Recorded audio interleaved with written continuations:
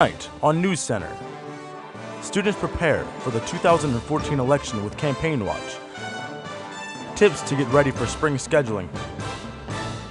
And a former Vulcan makes it to the NFL. News Center starts right now.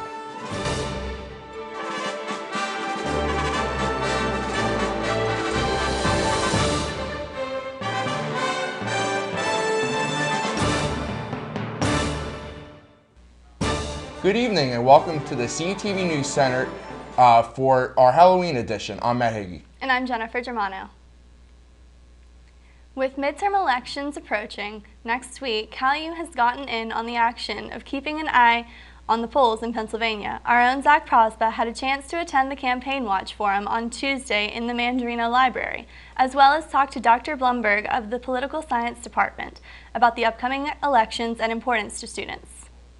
It's enormously important for people to realize the importance of elections.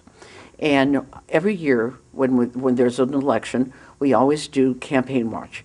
Some years, in fact, we do maybe 3 or 4 in a semester. But this year, we've been so busy with Constitution Day and National Voter Registration Day and so many other community-type events that we were able to just do one Campaign Watch. For the Campaign Watch, Dr. Blumberg wanted to focus attention on students' important issues instead of throwing out what is thought to be important. We hope that students understand the importance of voting and the importance of knowing the candidates' issue positions and what their vote means. This is their chance to articulate their thoughts and to talk about what's important to them.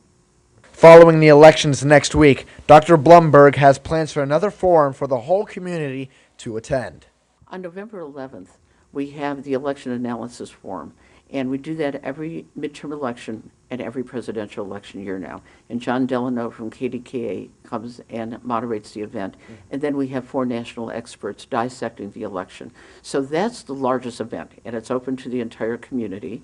And then there's a possibility that we may do another roundtable, a follow-up roundtable after the Election Analysis Forum. As midterms have come and passed, CalU students now look ahead to scheduling for classes for next semester. As scheduling time approaches this upcoming Monday, here are some easy scheduling tips for CalU students. Student scheduling for the first time in college can be a stressful task, but thanks to many different places on campus, students are able to get the advice they need when it comes to creating their schedule for upcoming semesters. Students need to meet with their academic advisor on a regular basis. That's the most important thing. Secondly, they need to check on VIP to see if they have any holds or anything that'll prevent them from registering, and the time and date in which they will register. And finally, they need to make sure that if they have any questions about registration, scheduling, how to use VIP, come to NOS 210 for assistance. For any students that have issues with scheduling online or have any basic questions, the Scheduling Center provides a big aid for students in need. The Scheduling Center provides one-on-one registration assistance to all students.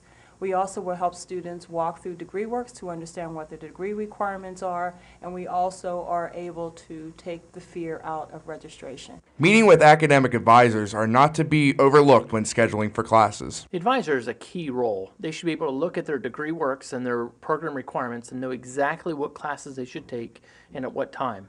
They also should make sure that they're not overloading the student with classes that are very difficult in the major, and also they're meeting the exact requirements. And finally, the advisor is there for the student if they have questions about how to take a class, how to improve their academic progress, or anything like that. The academic advisor is there for assistance. A big concern is finding out the exact time that the student will be able to schedule. But thanks to a well-designed chart on VIP, students will have a heads up when they can schedule so they can be ready as soon as the time comes. Students are able to log into VIP, and under the Academic Information tab, there is a registration status link. Once they open up the link, it will provide them with the day and the actual time in which the system will unlock, which will allow a student to register. Also, when a student first begins to log into VIP, they're able to see the grid line and the timeline of earned credits. And based on earned credits, a student will be able to see what day and time the registration process will begin for them. The City of Monessen Police Canine Fund, a nonprofit organization, is holding the first annual Zombie Ball, a fundraiser to help funding for the Monessen Police Canine Program and assist officers with additional essential training. The ball is zombie-themed and will be held on November 1st and will feature DJ April, dancing, and games. It will also include dinner, beer, and soft drinks. The ball is a 21 and over event only. Tickets are currently $20 per person and can be purchased at the Monessen Police Station.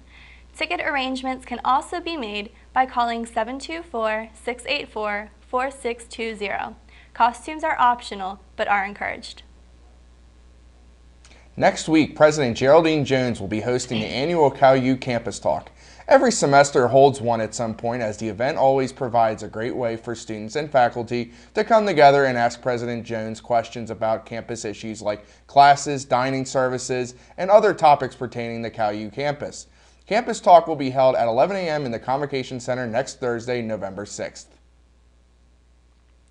And this week in the Cal Times, be sure to check out a story about the Campaign Watch event, an update on OrgSync, and a feature article on Jawan Turner's breakout football season.